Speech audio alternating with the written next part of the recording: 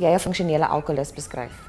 Dis iemand wat jy gaan werk toe, jy doen 'n volle dag se werk, jy doen dit goed. En as jy huis toe kom, is dit 'n hele ander storie. Jy's 'n ander mens.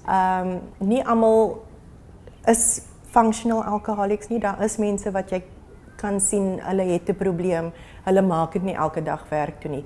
Maar die mense wat ons byvoorbeeld in ons werkswinkels tot dusver gehad het, is almal mense wat hulle hou hulle daai beeld van die perfekte lewe, hulle die perfekte gesinne. Alles lyk van die op die oog af, lyk dit of hulle lewens net 100% gaan. Maar hulle het hierdie draak wat op hulle skouers sit.